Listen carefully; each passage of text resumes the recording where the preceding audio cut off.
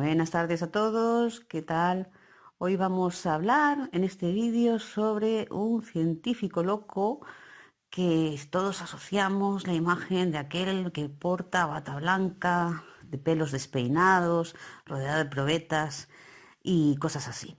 Pero nuestra vídeo y nuestra historia de hoy se ubica en el siglo I antes de Cristo. Vamos a ponernos en situación.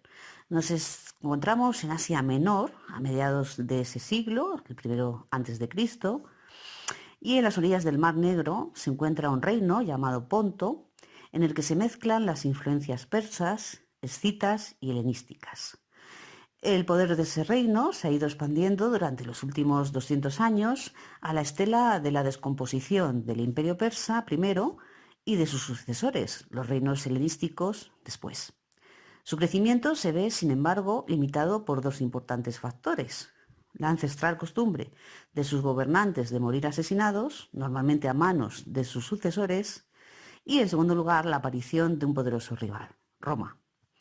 El nuevo rey, Mitrídates VI, que sería conocido como el Grande, había llegado al poder tras ejecutar a su madre y a sus hermanos, que a su vez habían tratado reiteradamente de eliminarlo a él. Decidido a hacer frente a ambos problemas, reforzó su ejército con vistas al inevitable enfrentamiento con la República Romana y exterminó de forma sistemática a todo posible rival por la corona. No contento con ello, y dado que el veneno era una de las principales herramientas utilizadas para dejar vacante el trono, afirmaba haber ido consumiendo pequeñas cantidades de diversos tóxicos con el fin de desarrollar la resistencia de su cuerpo, hasta lograr convertirse en inmune a la mayoría de ellos. Encargó, además, a un médico de su corte, el cual es el protagonista de nuestro vídeo, Crateguas, que investigara para lograr un antídoto universal que le protegiera de cualquier pócima o sustancia dañina y, ya de paso, le proporcionase algún que otro cóctel letal con el que obsequiar a quienes le estorbasen. Crateguas, dotado de verdadera mentalidad científica, llevó a cabo un profundo estudio de las diversas plantas y de sus efectos en el organismo humano, ya fueran curativos o perjudiciales. A fin de cuentas, ya se sabe que la principal diferencia entre la medicina y el veneno suele ser la dosis. Recogió su trabajo en una obra monumental, el Rizotocomicón, hoy perdida, en el que destacaba los dibujos que realizó para acompañar a sus descripciones y por la que se le considera como el primer ilustrador botánico. Su precisión fue alabada por todo aquel que tuvo la oportunidad de contemplarlos, desde Plinio el Viejo hasta Galeno, pasando por Dioscoris, cuya obra de materia médica fue uno de los principales textos médicos hasta el Renacimiento y recoge la mayoría de las investigaciones e ilustraciones de nuestro doctor. El detallado relato de sus experimentos se encuentran en un códice de la Biblioteca Vaticana y su lectura resulta difícil de olvidar, porque Croteos realizó sus meticulosos ensayos usando como cobayas a seres humanos, esclavos en su mayor parte, aunque no exclusivamente. Veamos, por ejemplo, sus anotaciones sobre los efectos de la belladona, cuyo nombre deriva de que hace brillar los ojos y estira la piel, por lo que podía ser usada a semejanza del moderno Botox para embellecer a las mujeres. Cuenta en sus anotaciones lo siguiente: vertí el negro aceite en sus oídos y reparé en su juventud cuando coloqué un espejo bajo las pupilas, que giraban descontroladamente. Corría por los patios detrás de las sombras. Luego se arrodilló y empezó a cantar una canción, cuyas palabras eran incomprensibles, pero que expresaba gratitud. Mandé abrir las puertas y el joven númida empezó a andar hacia la primera luz que ya se percibía en la oscuridad de la noche. Estaba alegre, mientras de su cuerpo se derramaban heces blandas. La belladona avanzaba fría y los espíritus se apoderaban de las cámaras de su cerebro. No se puede negar que hay una extraña piedad en las sustancias que producen la felicidad antes de la muerte. Así describía Creuteas los efectos de su belladona en aquel pobre señor. Describe asimismo los efectos de la manita muscaria y dice: pedí a Mitrídates 3 hombres de los que retenía para las obras públicas. Ofrecí al primero 5 ejemplares pequeños, y él, que entendía nuestra lengua y conocía aquella seta, me rogó que esperase un día para comerlos antes del amanecer. Los efectos son mayores si se consumen ayunas. En media hora le provocaron vómitos, pero los retuvo apretando los dientes. Después comenzó a mecer la cabeza y a cantar en una lengua desconocida. Más tarde se desnudó y su miembro estaba erecto. Luego bailó dando vueltas hasta que cayó en un sueño profundo que duró más de 10 horas. Cuando le pregunté, besó mis manos y me contó cómo había remontado suavemente un gran río hasta llegar a su país en tiempo de recolección, donde encontró a los suyos con buena salud, incluso a los muertos desde hacía muchos años. Había bebido con los jóvenes y, según la costumbre, yacido con su hermana y acariciado los cabellos de su madre. Al segundo hombre le hice tragar a la fuerza 5 ejemplares medianos. No tuvo vómitos. Sus pupilas se dilataron y brillaban en la oscuridad. Le ofrecí un cuenco de leche fresca, pero la derramó con violencia, agitando todo su cuerpo de forma convulsa, pero con tal fuerza que consiguió derribarme, y durante un instante vi sus piernas encima de mi cabeza. Luego se quedó inmóvil, vigilante, y pude darme cuenta de que sentía a los pasos y el olor de las mujeres de la casa que abandonaban sus lechos, de la misma forma que un animal cuyo oído y olfato le avisaran agudísimos. De pronto comenzó a sollozar y después a pronunciar palabras incomprensibles y lanzar alaridos, mientras con las uñas se desgarraba sus propias carnes. Escapó hacia el interior de la casa y allí se ahorcó. Obligué al tercer hombre a comer 5 ejemplares grandes. Rápidamente presentó síntomas de paroxismo. Terribles convulsiones rompieron sus huesos.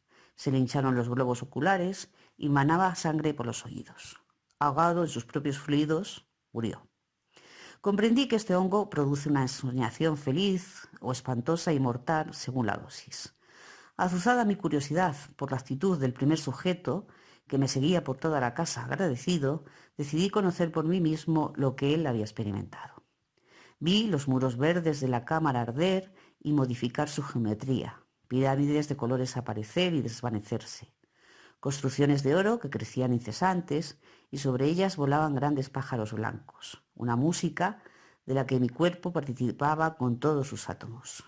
Aquellas cosas eran tan verdaderas que, puestas al lado de los seres y materias de la vida natural, estos parecían simples apariencias vacías. Tampoco existía el tiempo, sin embargo, en cierto punto empecé a descender y lo hacía creyendo que aquel abismo no cesaría nunca en su profundidad. Mas no fue así, porque sin advertir el modo me encontré caído y desnudo en mi cámara, y aun dentro del sueño pude escuchar mi propio llanto. No queriendo despertar, comí 3 más y volví a estar libre de pesadumbre. Entonces mis visiones cambiaron. Sentí ríos anchos y profundos en los que mi cuerpo era uno con su caudal, y en ellos pude llegar a una tierra blanca y carente de sombras, que siempre en silencio fue poblándose de animales sin especie y de seres humanos cuyos rostros eran y no eran los de algunos muertos amados. Se sentía que el tiempo de la eternidad era menos que un relámpago, y quizás por ello que aquella existencia se daba en grados de naturaleza desconocida, aunque sus formas sin peso se inclinaban a la tristeza. En este lugar comencé a sentir, sin llegar a verlo, un vapor que se extendía, y estaba formado por la agregación de espíritus, y supe que aquello no era otra cosa que el futuro mortal, que aquí se entendía pasado. Pude ver la ruina de las naciones pónticas, y que en el espesor de la niebla no se distinguían los reyes de los esclavos, sino que todos eran parte informe de una misma desaparición. Otra vez sentí mi llanto y, habiéndome sumido en la niebla, me encontré cerca de las ruinas y dentro de ellas pude ver cómo, también llorando, Pisto, el servidor gálata de Mitrídates, muy envejecido, hacía entrar su cuchillo en la garganta del señor, y este era un pálido anciano que, sintiendo entrar el acero, solo manifestaba indiferencia, como si contemplase una inmensidad vacía. La sangre de Mitrídates avanzaba creciente hacia mí y, con el temor de ver también mi propia muerte, desperté. Por cierto, si al leer esto les han venido a la cabeza extrañas reminiscencias de Alicia en el País de las Maravillas, no son los únicos. Existe incluso un síndrome de Alicia en el País de las Maravillas, relacionado, entre otras causas, con el consumo de hongos alucinógenos. Come de esta seta si quieres entrar, le dice la oruga a la dulce Alicia. Experimentaba también con mendigos y discapacitados. ¿Les suena? En una ocasión usó beleño con una antigua sacerdotisa, caída en la indigencia. Después de una agonía meticulosamente descrita de 7 días, hizo que el cirujano le practicara la autopsia. Al abrirle la cabeza, el cerebro apareció muy inflamado y él anotó con tétrico sentido del humor, confirmando que llegó a sentir como una verdad física las palabras y la presencia de los dioses. Y es que, en mi opinión, Crateogas no era ese frío científico sin alma ni corazón por el que muchos han pretendido hacerlo pasar. Se trataba de un verdadero sádico, que aprovechó su posición para dar rienda suelta a sus instintos. Él mismo reconoce que suministró un brebaje a 2 esclavos que eran pareja, pese a conocer su ineficacia como veneno, solo por burla y por demostrárselo a Mitrídates. Encerrados juntos en una celda, los efectos del tóxico alteraron su comportamiento, llevándolos a perder todo control, tanto de sus funciones corporales como de sus palabras y manera de actuar. Así, mientras uno declaraba su amor por el otro con lengua torpe, éste le respondía con todo tipo de insultos e injurias.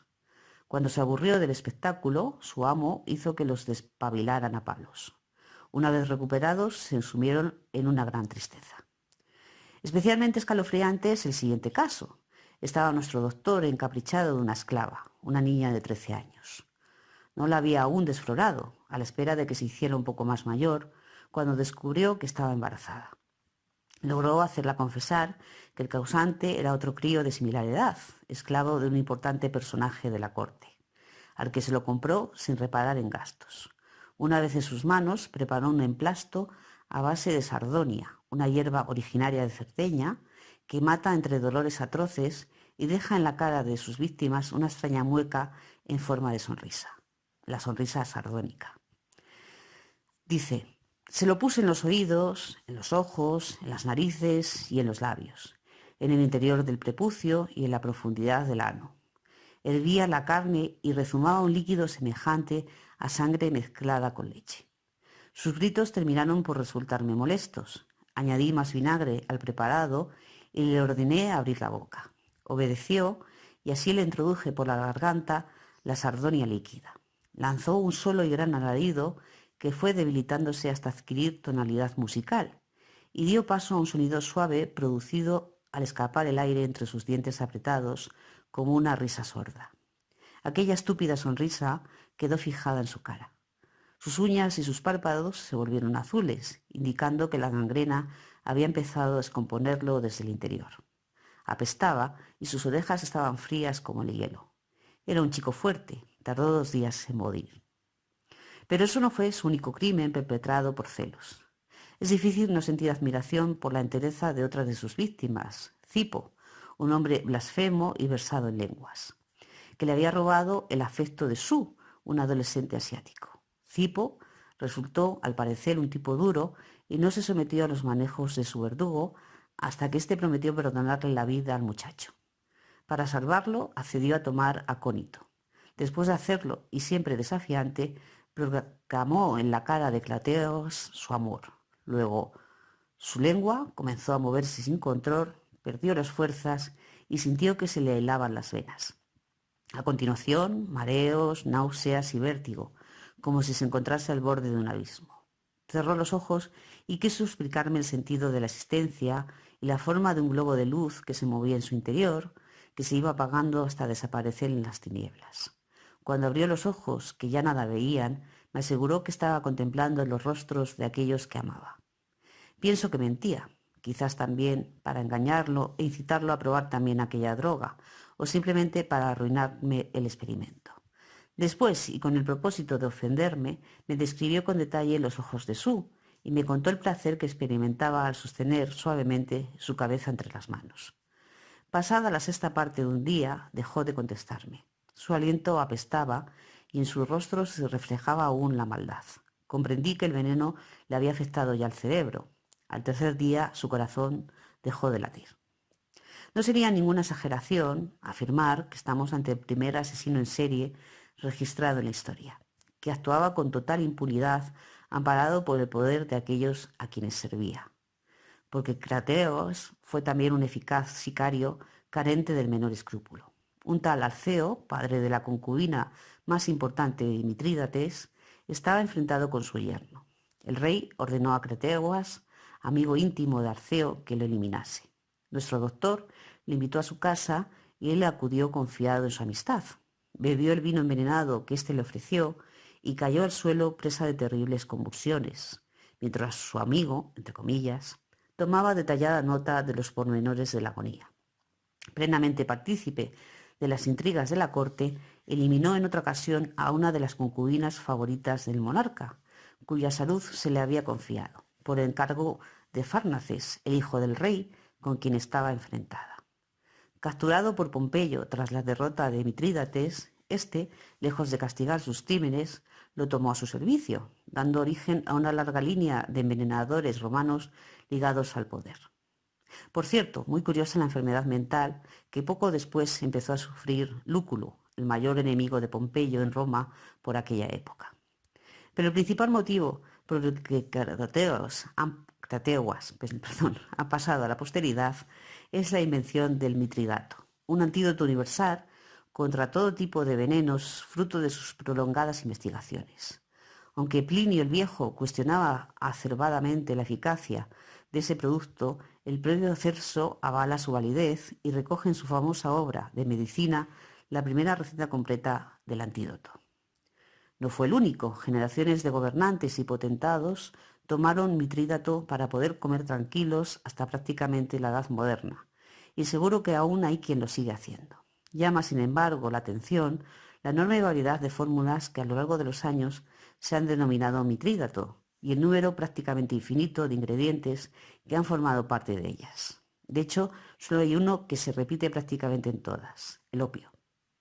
Y es asimismo muy significativo que Mitrídates afirmase haberse inmunizado contra todo tipo de venenos, desarrollando la resistencia de su cuerpo a base de consumirlos en pequeñas dosis.